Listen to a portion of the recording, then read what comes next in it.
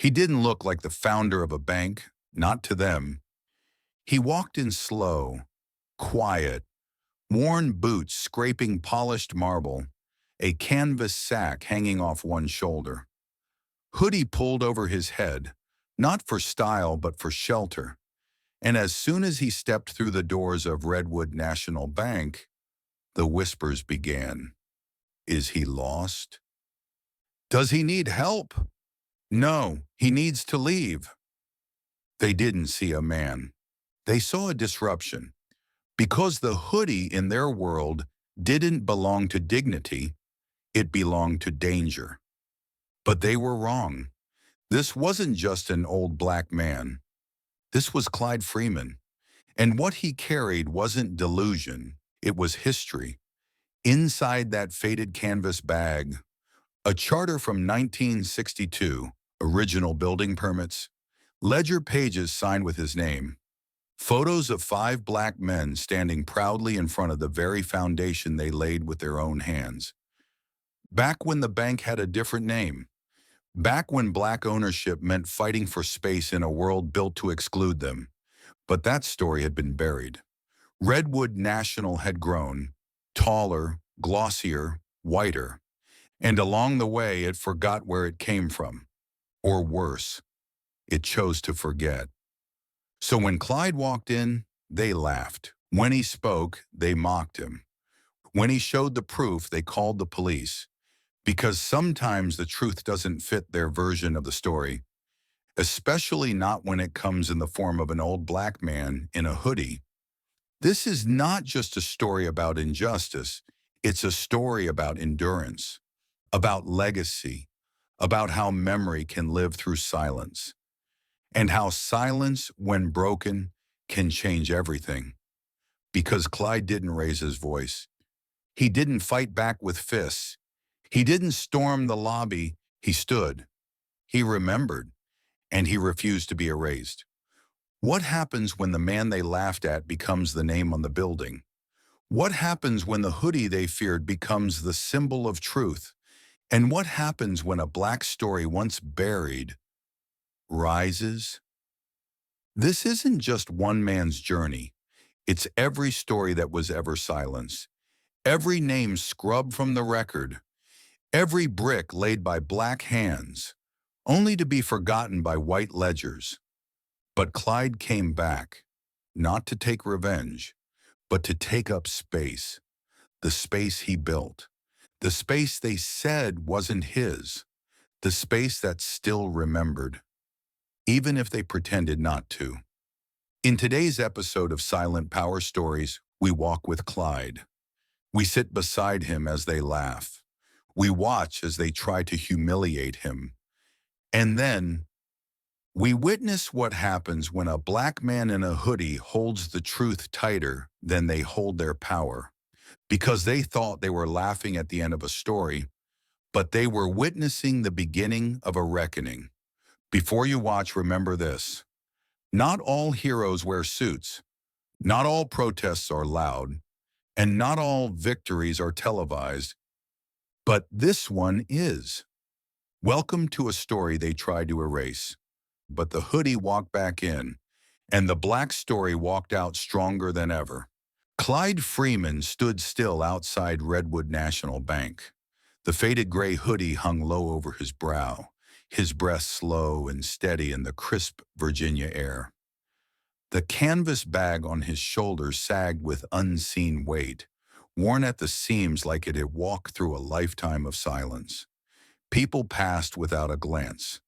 To them, he was just another shadow on the sidewalk, forgotten, invisible. But Clyde hadn't come to be seen. He came to be remembered. The glass doors of the bank reflected his figure, bent but not broken.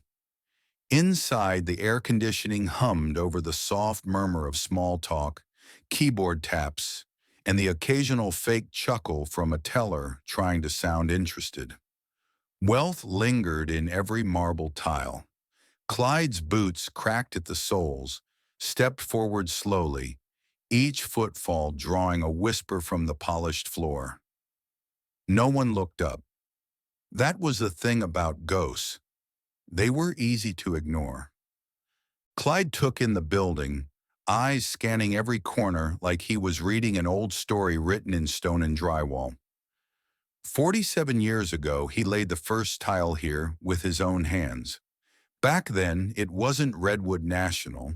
It was a small community bank built by 5 black families pooling everything they had. Clyde was the youngest partner, a veteran, a dreamer. But dreams don't last long when greed and racism walk in wearing suits. He pulled the door open slowly, the brass handle cold beneath his fingers. The room didn't change, but he felt the shift. The receptionist glanced up briefly, then down again, her smile tightening into a polite line. Her eyes lingered on the hoodie, the skin, the silence. Clyde gave her a nod she didn't return. He walked further in. His steps were slow but deliberate, like someone who knew he was stepping into enemy territory. Near the loan officer's desk, a man in a tailored navy suit checked his watch and whispered something to his client. They both chuckled, eyes flicking briefly toward Clyde. The banker's mouth moved. Probably lost. Probably homeless. Clyde kept moving, his face unreadable, eyes clear. He had walked into rooms colder than this. Courtrooms, boardrooms, funeral homes. This was just another test. He reached the center of the lobby, beneath the skylight that cast a white halo on the tile floor. A family filled out deposit slips nearby. A teenage girl in a private school blazer looked at Clyde, then quickly looked away. The mother clutched her purse a little tighter. The father pulled out his phone like it might be needed. Clyde stood tall. He hadn't said a word, but already the room was shifting. The security guard stirred. A tall, broad-shouldered white man with a crew cut and mirrored sunglasses tucked into his collar. Rick Walters. Clyde remembered that type well. Authority without empathy, muscles without memory. Rick stood and approached slowly, a hand already brushing the clasp of his belt. He didn't say anything yet, but the message was loud and clear. This space wasn't meant for Clyde. Rick stopped just a few feet away, brow furrowed, lips pressed thin. "Can I help you, sir?" he asked, voice clipped. Not unkind, but cautious, the way someone might speak to a wounded animal. Clyde looked at him for a long moment before answering. "No," he said, calm and low. "I'm just here to speak my truth." Rick's eyebrows raised slightly. People didn't usually talk like that in here, especially not people in hoodies. Behind the counter, 2 tellers exchanged glances. One nudged the other and pointed subtly with her chin. "You see that guy?" she whispered. "Walked in like he owns the place." The other one snorted. "Looks like he owns a tent, maybe." Laughter. Soft, contained, but cutting. Clyde heard it. He didn't react. He'd lived through too many insults to flinch at whispers. Truth has a longer reach than cruelty. Rick shifted, sensing something just off the script. "Sir," he tried again, firmer now, "if you don't have business here, I'll have to ask you to leave." Clyde didn't blink. "I do have business," he said. "It's been waiting 61 years. Rick frowned. "Look, I don't want any problems." Clyde looked him straight in the eyes and replied, "Neither do I. But I'm tired of pretending they don't exist." In the back office, the branch manager had been watching through the glass. Lauren Templeton, mid-40s, blonde, crisp red blazer. The kind of person who'd practiced every facial expression in front of a mirror. She stepped out now, shoes echoing like judgment on the tile.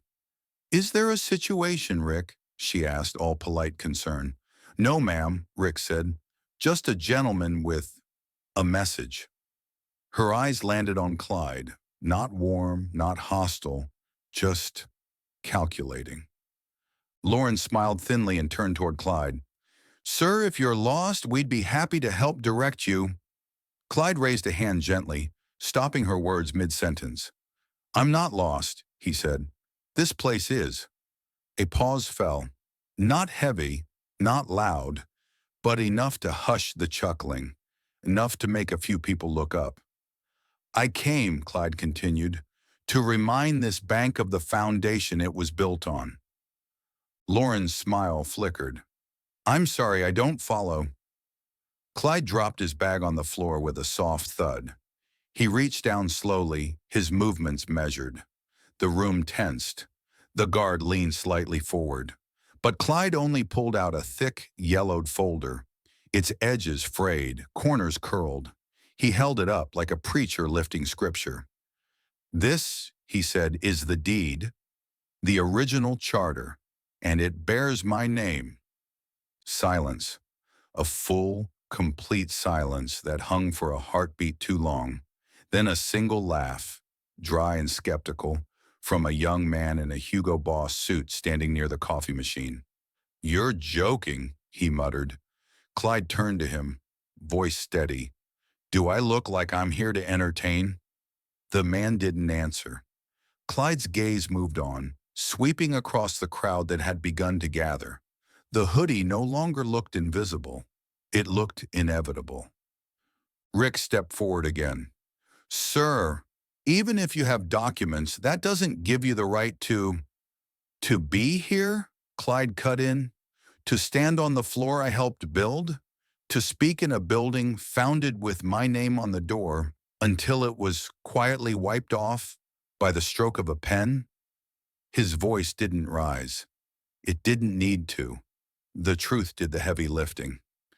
Lauren's eyes narrowed slightly. She took a slow breath and asked, What's your name? Clyde looked at her. Freeman. Clyde Samuel Freeman. The sound of it landed like thunder in the bones of the building. A name buried under decades of ink and silence. A name that once stood for community. A name that now returned, weathered but unbroken.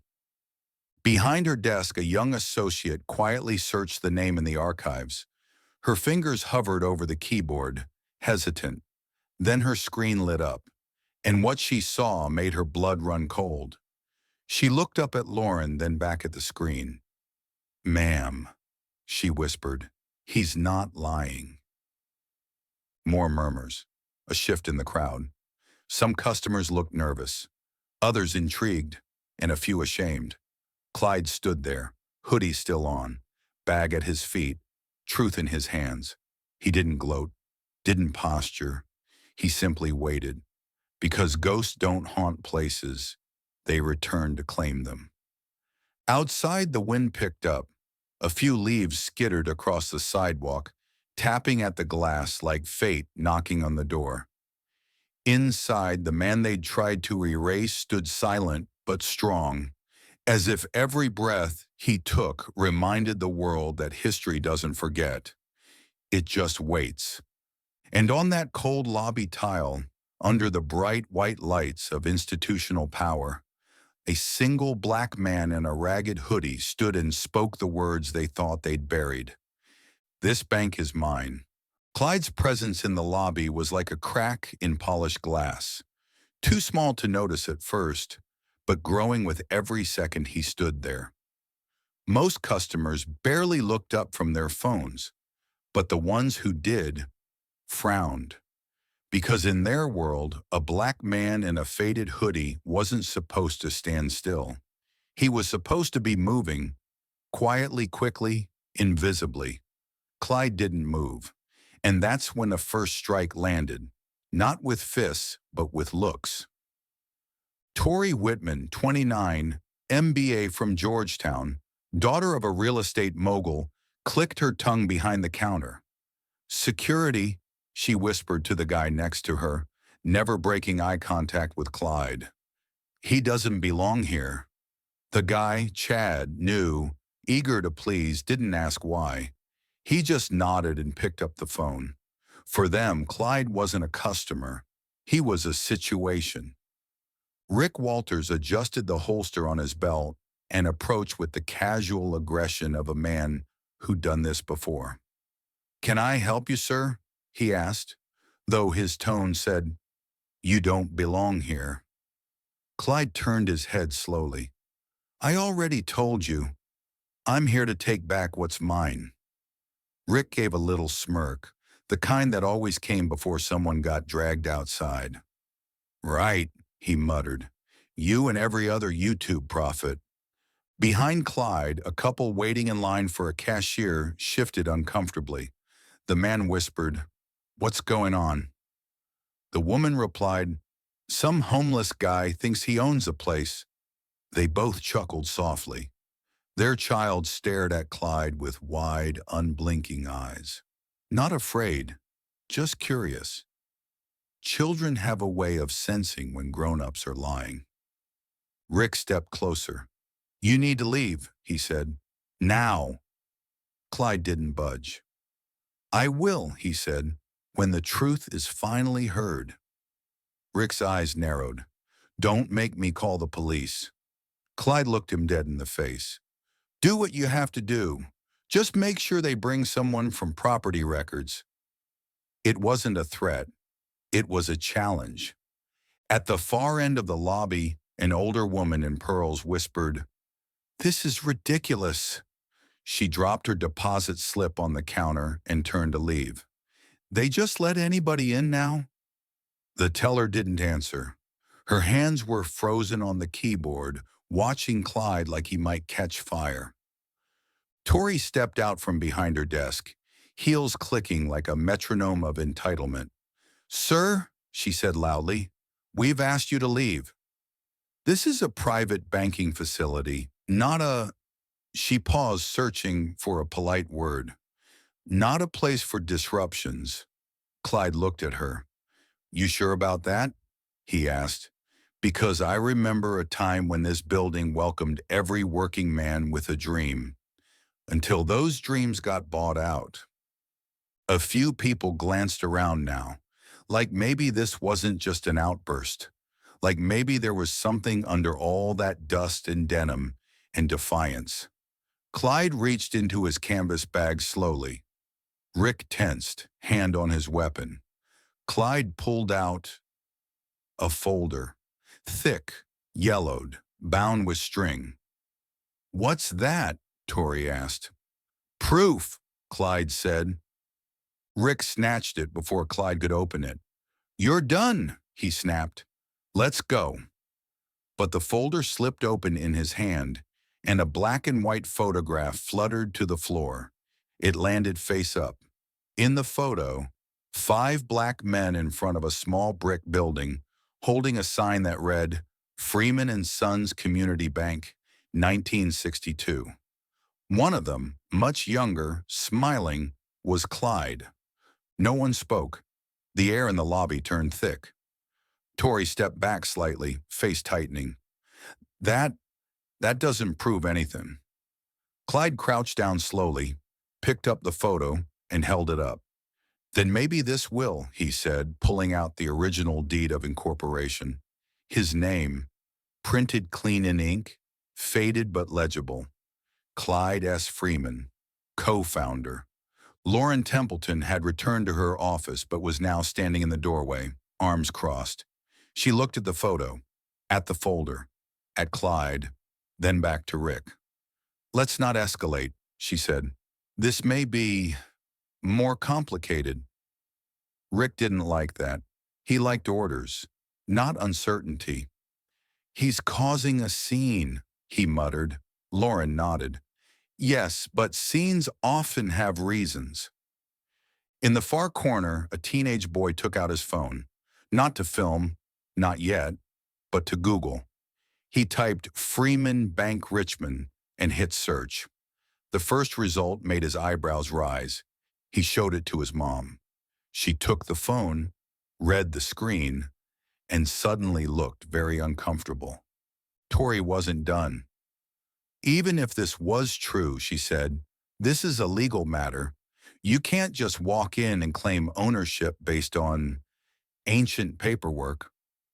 Clyde smiled. I didn't just walk in. I've been watching this place for 20 years, waiting for the right moment. And here it is. Tori's lips tightened. You're delusional. Clyde said nothing. The truth didn't need defense. Rick moved again, grabbing Clyde's arm.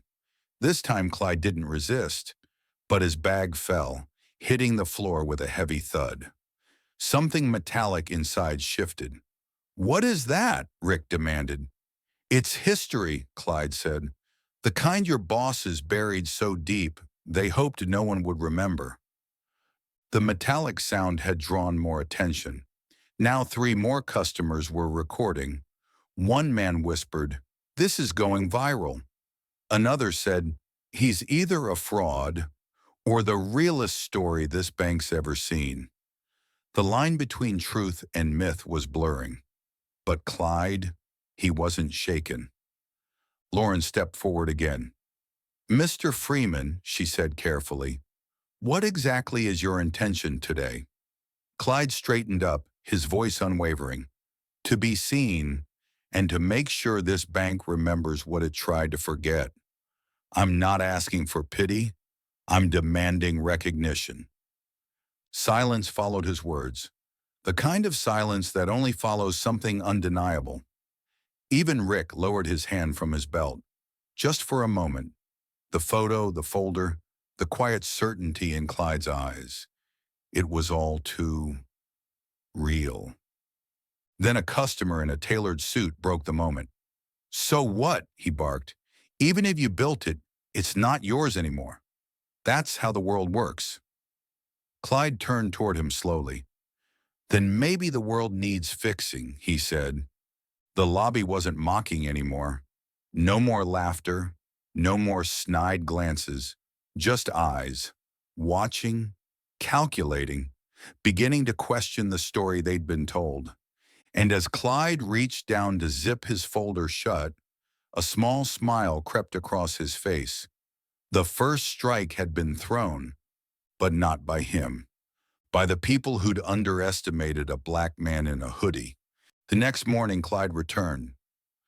Same hoodie, same worn boots, same steady gaze. But this time the whispers started before he even opened the door. The bank manager had sent an internal memo. If the man comes back, do not engage.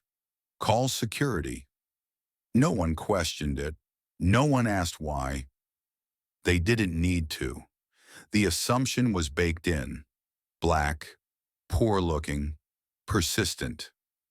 That was enough to make him a threat. As Clyde stepped inside, every eye turned to him. It wasn't curiosity anymore. It was irritation, the kind reserved for someone who dared to break the unspoken rules of a white-collar world. "He's back," someone muttered. Phones were already sliding out of purses, cameras rolling, not out of concern for safety, but for spectacle. Clyde's life was becoming content. Tori made a beeline from her desk, heels clicking like accusations. She didn't say hello. She didn't ask why he was there. "Sir, you've been warned. If you don't leave immediately, we will call the police." Her voice was loud, deliberately so. Heads turned. Conversations stopped. The attention wasn't on her words, but on who she was speaking to. The old black man in the hoodie. Clyde raised one hand gently, almost in blessing. "I'm not here to cause trouble," he said. "But truth has never been convenient." Tori scoffed. "Truth? This isn't a history class, sir. It's a private bank." She didn't need to raise her voice. The contempt in her tone did all the work. Rick appeared again, eyes narrowed. "Didn't we have this talk already?" he asked, stepping in between Clyde and the main lobby. "You walk in here, stir up noise, scare customers." Clyde interrupted. "I stirred up nothing. They chose to be afraid. I only carry documents.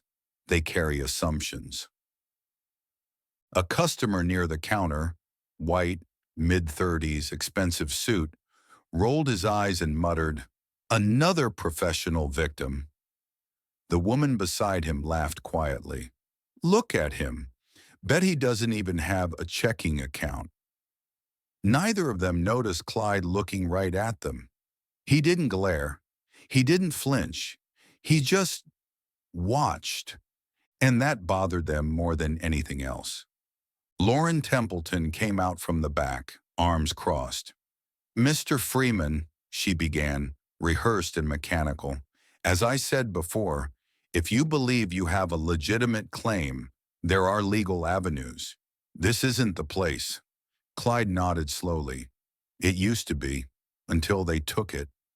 Her patience wore thin. We're calling the police.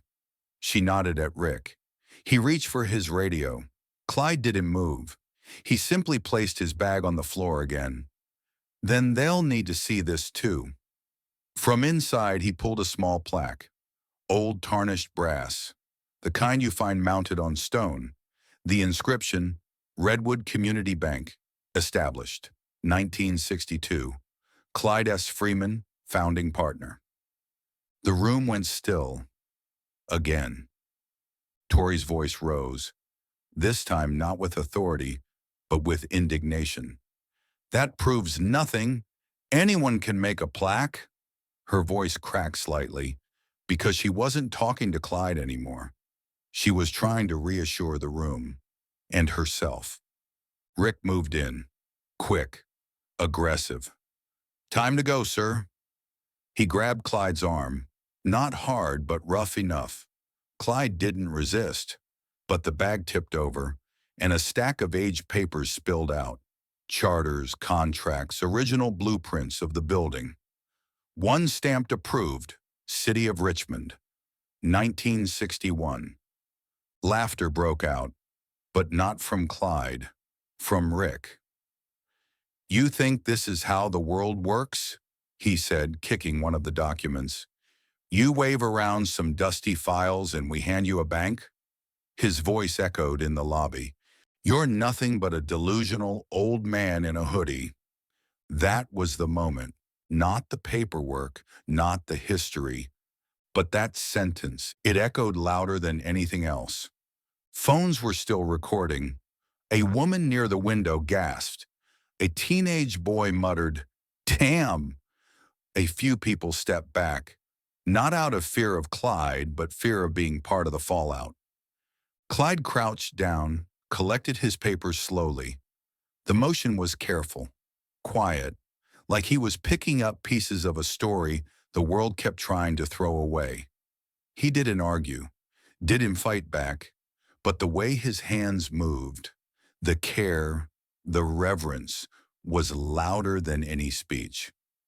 Then someone laughed, a sharp, cold cackle from the corner. It was Martin, one of the younger employees. He was holding up his phone, camera still rolling. What's the caption? He said. Old man thinks he owns a bank? Someone else added, Black Santa brings receipts. More chuckles. Tori didn't stop them. Lauren didn't either. But Clyde looked up, and for the first time, his voice dropped lower. Not in volume, but in tone. Every empire has its laughers, he said, but laughter doesn't erase footprints. The line didn't land with everyone, but those who felt it looked away. Rick's grip tightened. You're done, old man. But before he could drag him out, the front door swung open. 3 police officers stepped in, hands on belts, expressionless. The kind that answer calls first and ask questions later. We got a report of a disturbance, one said. Lauren stepped forward quickly. Yes, this man is trespassing. The officer looked at Clyde. Sir, we need to see some ID. Clyde nodded, reached slowly into his inside coat pocket, handed over a license. The officer looked at it, then paused. His eyes flicked up. You're Clyde Freeman? Yes. The officer looked at the plaque in Rick's hand, then at the papers scattered on the floor, then back at the name on the license. The mood in the room shifted again. Now the question wasn't, why is he here? It was, why didn't we know? But the damage was already done. The public humiliation wasn't just in the way they dragged him, mocked him, recorded him. It was in how easily they assumed a black man in a hoodie couldn't possibly own history, even when it was written in stone. The morning after his quiet stand in the bank, Clyde sat on his porch with a coffee cup and a silence thicker than steam. Elijah brought him a phone. "You need to see this." The screen showed Clyde's face, cropped mid-blink, captioned, "When you think you own the building, but forgot to take your meds." It had over 12,000 shares. Clyde handed the phone back without blinking. "Let them talk. Truth don't flinch." But the world didn't stop at talk. It escalated. A Reddit thread popped up titled, "Hoodie Grandpa Goes Full Delusional." The comments were brutal. Photoshopped memes showed Clyde on Monopoly boards, holding toy banks, edited to wear a jester's hat. They called him Bank Daddy and the Deposit Prophet. No one asked if the documents were real. They didn't care. It was never about facts, just fuel. Inside Redwood National, Martin laughed loudest. "Yo, I got 50 new followers off that post." Tori rolled her eyes but didn't stop him. In fact, she doubled down. "Let him keep showing up," she said to Rick. "Every day he walks through that door, we get another 100 shares. Free PR. She said it like she was running a campaign, not managing a bank. For them, Clyde was no longer a man. He was material. Outside, Clyde found a flyer taped to the windshield of his truck. It was a fake bank ad featuring his face. "Come open a new account at Freeman Delusion Savings and Loans, where your imagination earns 100% interest." He peeled it off carefully, folded it in quarters, and tucked it in the glove compartment next to the first fake obituary. His truck, old and scratched, was becoming an archive of disrespect. That night, Clyde sat at the kitchen table with Elijah, going through old papers, land deeds, photos, bank meeting minutes. Elijah pointed at a signature. "Grandpa, this isn't just memory, this is legal standing." Clyde nodded. "Memory's the only thing that outlives laws." He said it calmly, like a man who'd seen courtrooms, cemeteries, and backroom deals all blur into one. But even calm has limits.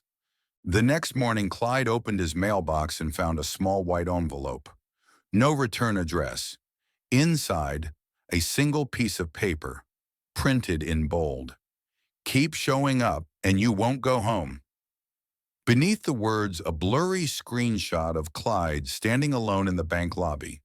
Someone had printed it, circled his chest, and scribbled "Threat" in red pen. Elijah wanted to call the police. Clyde just said, "They already know. They just don't care." Meanwhile, a podcast episode aired titled "When Boomers Snap."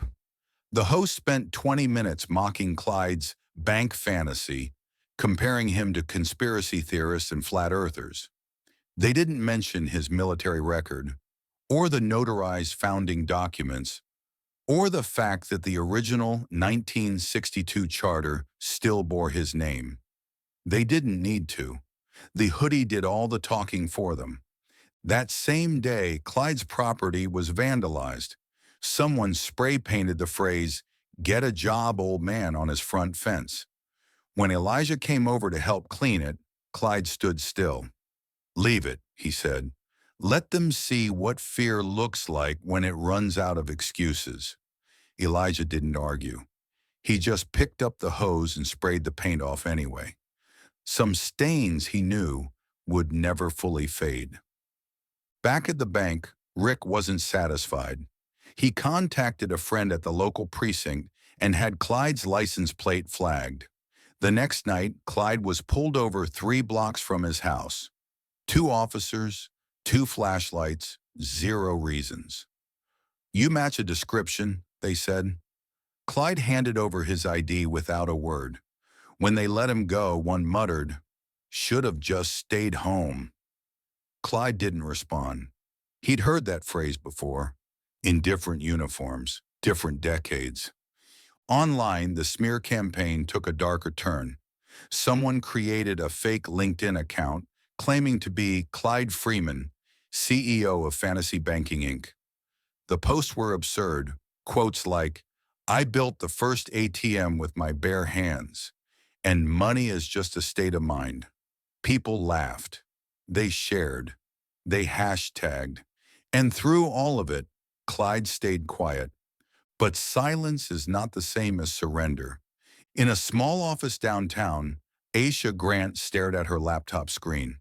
Civil rights attorney, sharp as a blade, and furious. She had been sent the videos by Elijah, watched them all, read the thread, checked the property records. When she found the original Freeman and Dale charter, filed in 1962 and never legally dissolved, she whispered, "Oh, hell no." Her next call was to Elijah. "I'll take the case, but we don't just sue, we educate." The legal motion was swift. A cease and desist letter delivered to Redwood National Bank. Demand to publicly retract defamatory statements. A formal filing in Richmond District Court. Freeman versus Redwood National. Claim of founding ownership and racial erasure. It hit the media like a brick through glass. The bank scrambled. Their lawyers fumbled. And suddenly, the laughing stopped. But the damage had already pierced deeper. Clyde got a call that night from the church pastor. "People are asking if it's true," the pastor said, "that you built the bank, that they stole it." Clyde replied softly, "They didn't just steal the building, they stole the right to remember. And that, more than anything, is what burned." At a gas station downtown, someone recognized him. A young woman, black, maybe 20. She looked at him, eyes full of guilt. "I reposted one of the memes," she whispered. "I'm sorry." Clyde just nodded. "Don't be sorry, be smarter next time." He wasn't angry, just tired of being the punchline to a joke built on stolen punch cards. Tori, inside the bank, tried to scrub her digital trail, deleted the post, locked her accounts, but it was too late. Screenshots live forever, and the internet was starting to flip. Threads changed tone. Comments started with, "Wait, is this real?" Then came, "How come nobody reported the documents?" And finally, they tried to clown a founder. The story hit national news 2 days later. A segment titled "The Man Who Built a Bank and Was Erased from It." Anchors spoke with solemn tones. Photos of young Clyde in uniform appeared. Headlines changed from mockery to marvel. And Redwood's CEO, who had stayed silent through it all, was now being asked questions he couldn't laugh off. But the humiliation wasn't over, because the line wasn't just crossed, it had been lit on fire. A vandal left a mannequin outside Clyde's home dressed like him. Same hoodie, same bag, a noose around its neck. Attached was a note. "You want to hang with the bankers? You get the rope too." Elijah found it before Clyde did. Burned it in the backyard. They didn't call the police. There was nothing to report they hadn't already survived. In that moment, Clyde turned to Elijah and said, "They want us to forget, to stop knocking, to go back to being invisible. But son, you don't step away from your name." And now, the whole world would know that name. The morning after the mannequin appeared, Clyde didn't leave the house. Not because he was afraid, he had faced worse in the 60s, but because something deeper stirred inside him, a stillness before the storm. Elijah noticed it too. He sat at the kitchen table watching his grandfather sharpen a pencil with a pocket knife, silently drafting something on yellowed paper. When he finally asked what it was, Clyde answered without looking up, The speech they never let me give. Downtown Redwood National scrambled. Emails flew. Legal panic simmered under polite press releases. Their PR director sent out a statement. We deeply respect the history of our community and are currently reviewing Mr. Freeman's claims. But it was too little, too late. Aisha had just dropped the second hammer, a formal petition to halt all financial operations at the branch until ownership was clarified. A freeze, a chokehold, the kind of move only a legal assassin would dare. And that's exactly what Aisha Grant was. She wasn't loud. She didn't post hashtags or tweet poetic justice. She just filed. Every document precise, every line sharpened like a blade. While others fought with outrage, she fought with archives, old zoning laws, and dusty registrar records most people forgot even existed. In less than a week, she uncovered a paper trail of suppression dating back to 1972. Documents redacted, names forged, in a sale that violated Virginia's 1961 Minority Business Protection Clause. They hadn't just erased Clyde, they had broken the law doing it. The media didn't know how to handle her. They wanted sound bites. She gave them timelines. Aisha stood in front of microphones with the confidence of a woman who knew exactly what they'd done wrong and dared anyone to challenge her. This isn't just about one black man being disrespected, she said. It's about a community asset stolen in silence, and we're done being silent. Clyde watched her on TV that night. He didn't smile, just leaned back in his chair, eyes on the screen, nodding slowly. She got that fire, he whispered.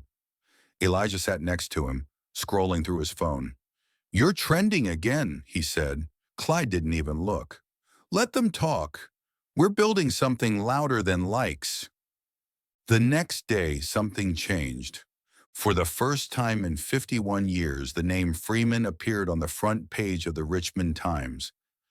Not in the obituaries, not in the crime section, but in a headline that read, Bank Founder's Legacy Resurfaces Amid Racial Erasure Lawsuit.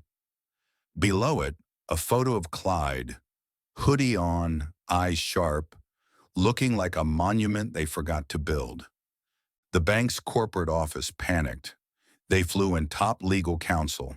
Rick was suspended without pay, pending investigation. Tori was placed on leave. And Lauren Templeton? She was quietly moved to another branch for her own safety. But none of them had seen the real shadow behind the case. Not yet. That shadow had a name, Bishop Roosevelt Cade. He hadn't been seen in public for years. A civil rights icon, once called the Hammer of Harlem, now living in quiet retirement just outside Richmond. But when he heard Clyde's name on the news, he called his driver. Get the Lincoln. We got an old tree to water. That Sunday, Clyde heard a knock at the door. When he opened it, there stood Roosevelt Cade, hat in hand, coat sharp, cane tapping the porch floor like a sermon warming up. Brother Freeman, he said, voice deep and worn, you kept the light on longer than most. Clyde stepped aside, motioned toward the living room. I just held the flame. You brought the torch. For hours they talked. Two old men, two walking archives, flipping through decades of shared battles, sit-ins, marches, betrayals, breakthroughs. At one point, Cade pulled a folded photo from his coat pocket. It was black and white, edges frayed. The Freedom Bank founding team, 1962. 5 men in suits, one of them, Clyde, another, Cade's younger brother, Jeremiah. They erased him too, Cade said softly. Let's make sure they remember both of y'all. Clyde nodded. The next week was war. A press conference was called, not by the bank, by the people. In front of Redwood National's towering glass doors, a podium stood. Reporters, activists, students, elders, all gathered. And then Clyde stepped up, hoodie on, bag slung, no teleprompter, no script, just history. He opened with silence, a full 10 seconds, letting the cameras roll, letting the weight land. Then he spoke. They said I was crazy, said I was a janitor who forgot his mop, said a black man couldn't build a bank, couldn't sign a charter, couldn't hold a deed. But I didn't come here to argue with ignorance. I came to remind the city the only thing louder than money is memory. The crowd roared. He continued, voice rising with every word. This hoodie don't mean I'm poor. It means I'm protected. It's a shell, a layer between me and the lies they wrote over my name. But I kept every document, every photo, every footprint. And now y'all gonna read what you tried to rewrite. Aisha stood nearby, watching like a general inspecting a field she knew they'd already won. But Clyde wasn't done. They can move managers, fire guards, blame protocol. But the truth is, they never thought a man like me would outlive their silence. He held up the plaque again, brass gleaming in the sun. They buried my name in paperwork. Now we're carving it in stone. The crowd erupted. Later that night, Elijah helped him back into the house. Clyde sat on the porch, hoodie still on, sipping tea. I never thought I'd see the day, he murmured. Elijah smiled. You didn't just see it, Grandpa. You made it. The shadow had woken, not to haunt, but to remind.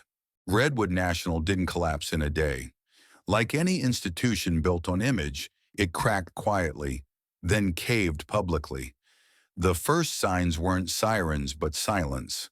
Phones rang unanswered. Staff avoided eye contact. Internal emails were flagged urgent in red font. Nobody wanted to be tied to Clyde Freeman's name, but nobody could untie themselves. In boardrooms and behind closed doors, the only question left was no longer, what happened? It was, how didn't we see it coming? Lauren Templeton vanished from the lobby. Her nameplate disappeared overnight. A brief statement circulated, personal leave due to health reasons. But employees knew. A leaked email showed she had warned corporate about the optics days earlier. Her exit wasn't due to illness. It was damage control. No apology, no public reckoning, just a quiet erasure, not unlike the one Clyde had fought for decades to undo. Rick Walters didn't get a memo. He got a headline.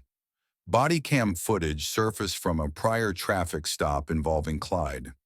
The audio captured Rick referring to him as some old wannabe founder trying to stir up the woke mob.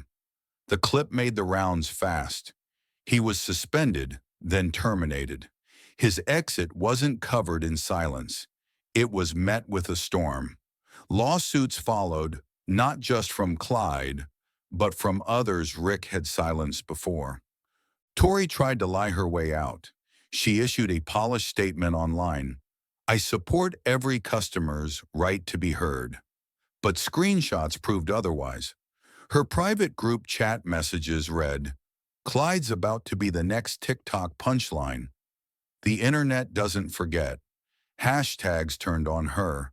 And you're banking while black, sure, the hoodie was right. Within 72 hours, her employer confirmed she was no longer with the institution. Meanwhile, national outlets jumped in. Clyde's story wasn't just a local drama. It became a cultural reckoning. CNN ran a segment titled The Founder Who Refused to Vanish. The New York Times published an op-ed, What We Lose When We Erase Black Founders. Overnight, Clyde Freeman became a symbol, not of victimhood, but of memory weaponized into action. At the courthouse, Aisha Grant delivered haymakers. She presented document after document, land deeds, signed articles of incorporation, racial housing codes used to suppress black economic growth. She wasn't just Clyde's attorney. She was a historian with teeth. When Redwood's lawyers tried to counterclaim lack of standing, she raised one hand, lifted a dusty ledger, and said, "He stood before this bank stood." The judge didn't blink. Within days, the court issued a preliminary injunction. Redwood National could no longer market itself as a founder-led community institution. In one move, Clyde had stripped them of their favorite lie. The courtroom clapped. The bank board panicked. Investors made quiet phone calls. Shareholders whispered about brand damage. No one said legacy. Until now, legacy was Clyde's word. The damage wasn't just legal, it was financial. Businesses closed accounts. Churches divested. Alumni associations wrote letters. At a Chamber of Commerce event, no one from Redwood showed up. Their seat sat empty, just like the promise they'd built their reputation on.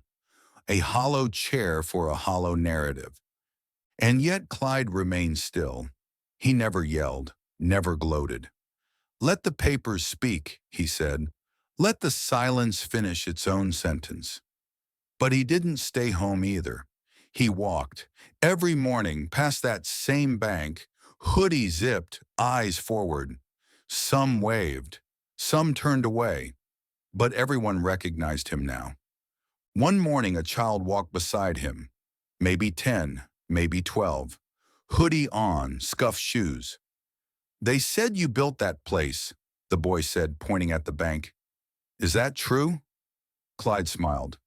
"It was ours once." The boy asked, "Are you taking it back?" Clyde replied, "No. I'm taking back the truth. The building's just where it lived." Back in court, the ruling came swift. Clyde Freeman was to be publicly acknowledged as co-founder of the original institution that became Redwood National. All marketing claiming otherwise was ordered removed. A plaque bearing his name, once discarded, was to be restored. Not by choice, but by judgment. But something bigger happened. The community rose. A local artist painted Clyde on a downtown wall. Hoodie, hat, ledger in hand. Underneath, "We remember ourselves." The mural became a gathering spot, not for protest, but for promise. People brought candles, old documents, photos of forgotten family members. History began to unbury itself in the form of stories. Redwood National tried to offer a settlement, 7 figures, a full NDA, a quiet resolution. Clyde refused. "My story ain't for sale," he told the cameras. "They took my name once. I ain't handing it back for a check." He didn't need reparations. He needed recognition. And now he had it. The city council stepped in. They voted to rename the bank's Jefferson Avenue branch Freeman Financial Center, not for marketing, for memory. The motion passed unanimously.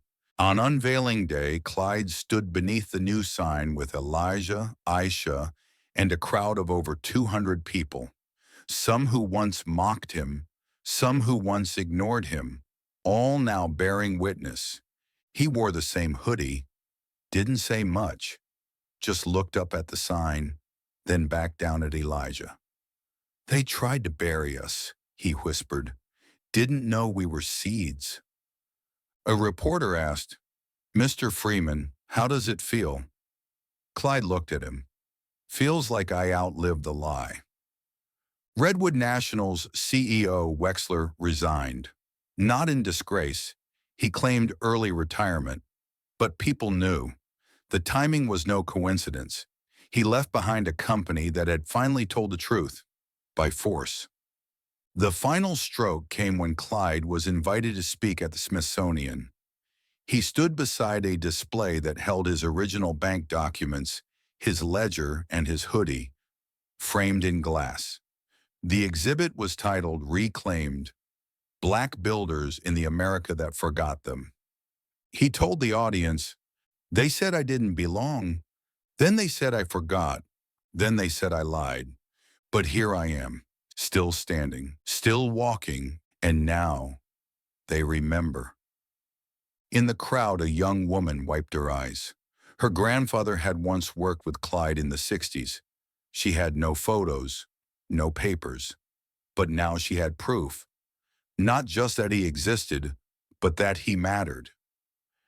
Back in Richmond, the Freeman Financial Center opened its doors every morning like any other bank. But above the entrance, carved into black stone, one line stood out. Founded in struggle, restored in truth. The Freeman Financial Center became more than a bank. It became a symbol, not one built on polished marble or polished statements, but on grit, memory, and a hoodie that refused to fold. People didn't just come to deposit checks anymore. They came to stand where Clyde once stood. Teachers brought students. Veterans tipped their hats. Journalists took notes. Even those who had once mocked him now came quietly, heads lowered, not in shame, but in understanding. Clyde never asked for applause.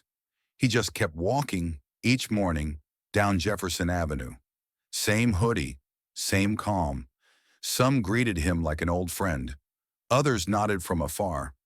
He didn't speak often, but when he did, it was with the gravity of someone who had survived erasure.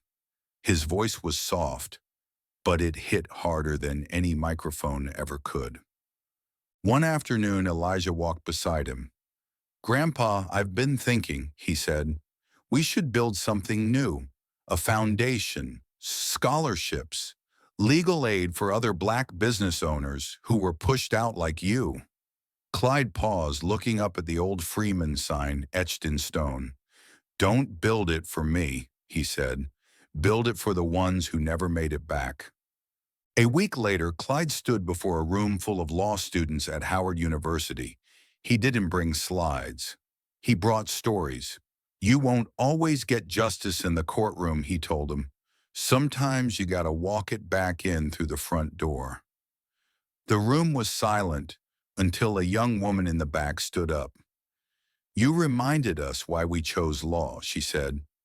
Across the country, news outlets ran headlines like, "The Man Who Refused to Disappear," and "Legacy Wears a Hoodie." Editorials poured in. A best-selling book was written, a documentary was greenlit. But Clyde didn't care about any of it. "I ain't no celebrity," he told Aisha. "I'm just the echo of a truth that refused to die." Rick Walters moved to another state. Tori tried to pivot into consulting, but their names were forever linked to a story they couldn't edit. When asked about Clyde in interviews, they paused, then changed the subject, because they knew their mistake wasn't underestimating a man. It was underestimating his memory. Clyde's quiet dignity became contagious. At barber shops, people talked legacy. At churches, sermons invoked his fight. At kitchen tables, parents told their children, "Don't let them take your name, ever." And that became the lesson, not revenge, not rage, but reclamation. One afternoon, a group of teens from the local high school visited the bank on a field trip. Clyde was there, sitting by the window reading. One boy approached him.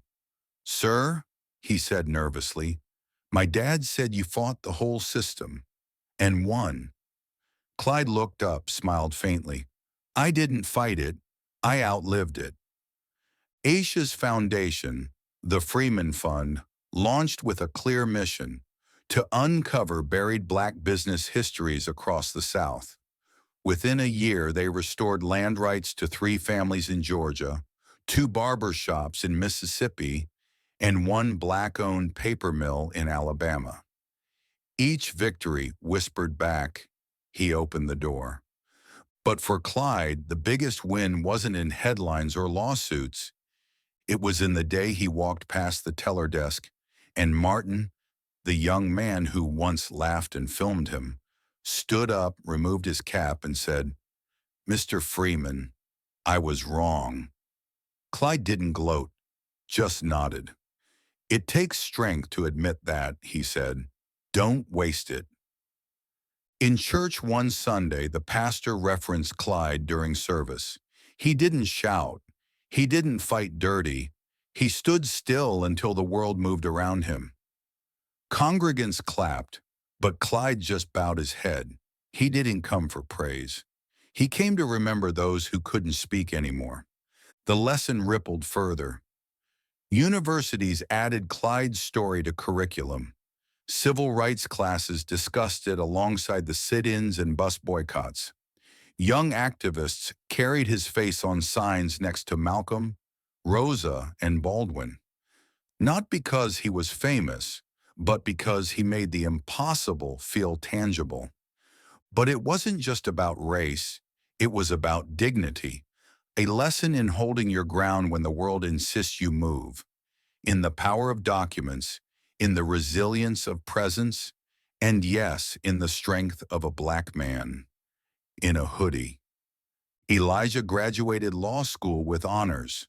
During his valedictorian speech, he paused halfway through and turned to his grandfather in the crowd. "Everything I know about law," he said, "I learned watching you walk into a bank and not flinch." The auditorium stood to their feet, but Clyde stayed seated, just smiled. A local artist painted a mural outside City Hall. It showed Clyde facing a wall, spray painting the word truth. Below it, the quote, "You can delete a name from the lobby, but not from the land." The mayor came to the unveiling. So did the governor. But the loudest claps came from the people. On the second anniversary of the renaming, Clyde hosted a community gathering at the Freeman Center. No speeches, just food, music, storytelling. Families brought old photos. Elders told young folks, "This used to be ours. Now it is again." It wasn't just a party, it was a resurrection. That night, Clyde sat on his porch, moonlight painting soft lines across his weathered face. Elijah joined him.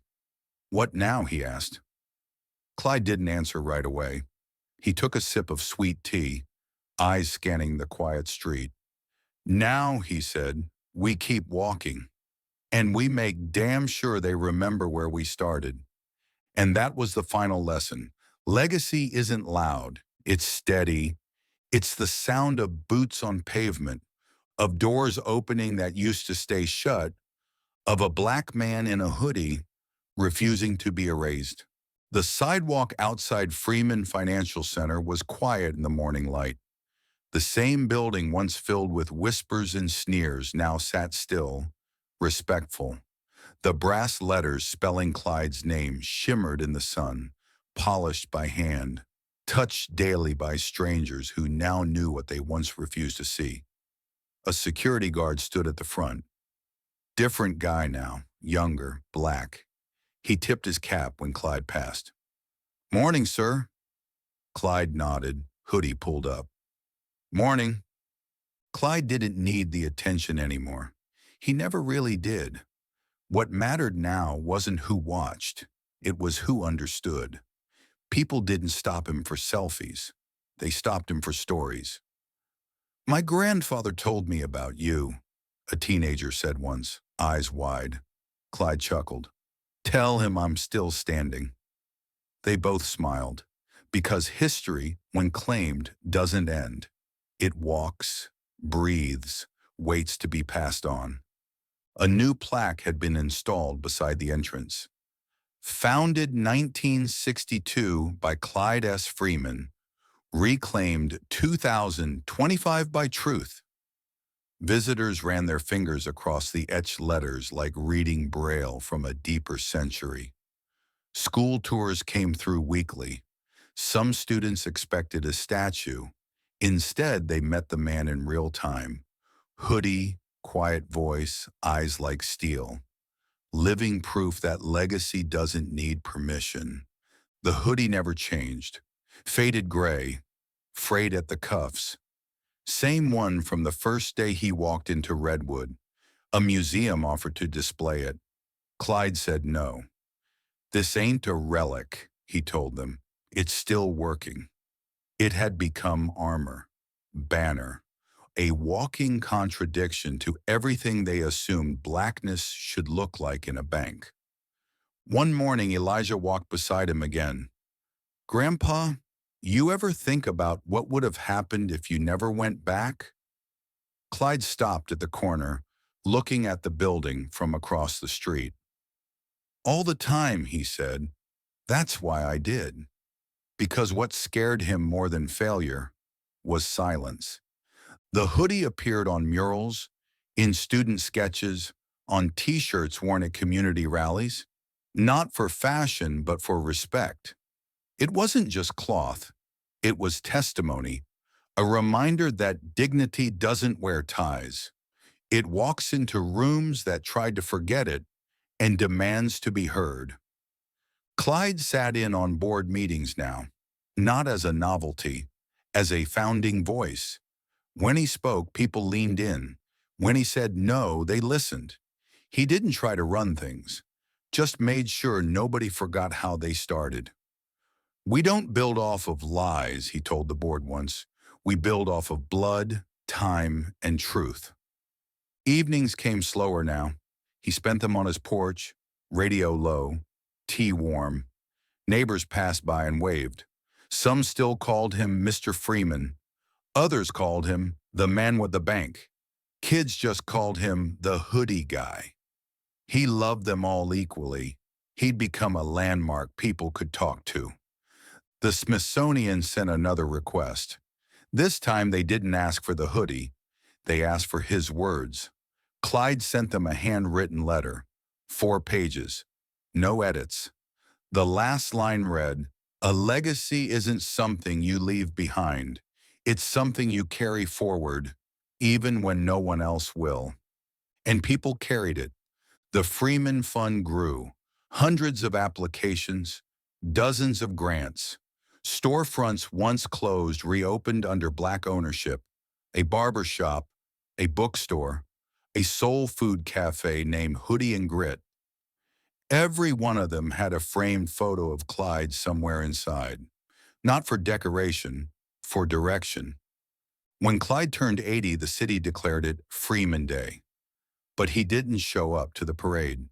Too many speeches, too much noise. Instead, he walked to the bank, sat in his usual chair, watched people come in, sign papers, open accounts, watch them live in a space that once shut people like him out.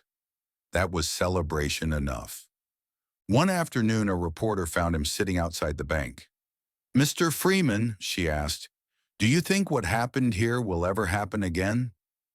Clyde looked at her, long and steady. "It already is," he said. "That's why we keep walking." She didn't ask another question. Elijah took over legal operations for the fund. Aisha moved to D.C. to fight for federal policy changes. The team grew. The vision expanded. But the heart, Clyde, stayed in Richmond, right where they once tried to erase him. Late one night, he stood at the original brick that once bore the Freeman and Dale sign. He placed his hand on it gently, whispered, "We came back." The wind shifted. Leaves rustled like voices rising. The past, the present, and the hoodie, all in one breath. He never published a memoir, never wrote a speech. But every time he stepped through those bank doors, his story was read loud and clear. And every time someone said, "Mr. Freeman," they weren't just greeting a man. They were acknowledging a movement. A young teller once asked him, "How do you stay so calm?" Clyde smiled. "Because they already gave me everything I need when they tried to take it away." The teller nodded slowly. Some lessons don't need chalkboards, just witness. Years passed, buildings changed, but the hoodie stayed the same. One morning, Clyde wasn't at the bank. People noticed, they asked, they called. Turned out he was on a walk down Jefferson. Slow, steady, no destination, just movement. Legacy on feet. And when someone stopped him to ask where he was headed, he simply replied, "Forward." They thought he came to cause trouble, but really, he came to wake the truth. They saw a hoodie. They saw black skin. They saw poverty, and they assumed weakness. But what they didn't see was resilience wrapped in silence, legacy tucked in a canvas bag, a black story that had waited decades for its name to be spoken again. Clyde Freeman didn't come back to start a fight.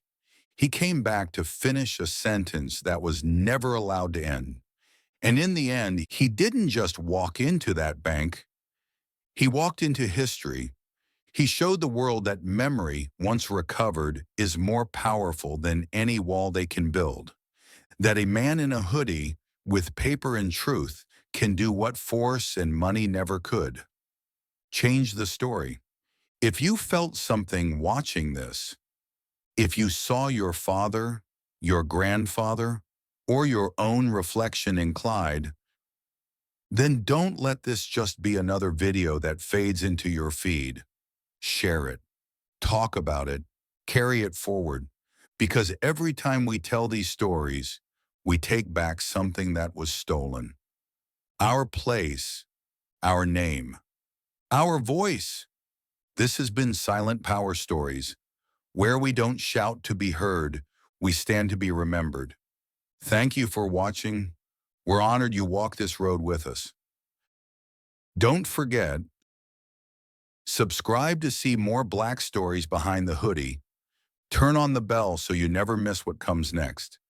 Share this story with someone who still believes truth wears a tie, because behind every hoodie, there's a Black story worth telling.